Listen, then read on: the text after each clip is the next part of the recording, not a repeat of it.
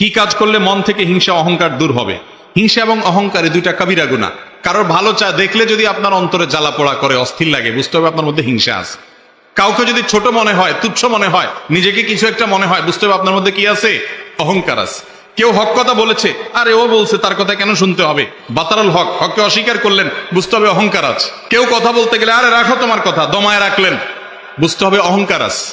এই অহংকার দূর করার জন্য কি করতে হবে? নিজের চাইতে যাদেরকে ছোট মনে হয়, তুচ্ছ মনে হয়, সে মানুষগুলোকে বেশি বেশি সালাম দিতে হবে, তাদের সাথে বেশি বেশি মিশতে হবে, তাদের সাথে বেশি বেশি বসতে হবে। তাতে নিজের অহংকার দূর হবে ইনশাআল্লাহ। আর যার প্রতি হিংসা হয় তার জন্য দোয়া করতে হবে। দোয়া করলে ইনশাআল্লাহ কি হবে? অন্তর থেকে হিংসা দূর হবে। কাউকে আল্লাহ ভালো কিছু দিয়েছেন, আপনার কাছে খারাপ লাগতেছে, সে কেন পাইছে? হিংসা হচ্ছে। দোয়া করেন, আল্লাহ তাকে আরো দেন। মনে চায় না দোয়া করতে, তো দোয়া করেন। এক ছাত্র প্রশ্ন করছে, কয় হুজুর অন্যের জন্য দোয়া করলে নাকি দোয়া কবুল হয়। এখন আমার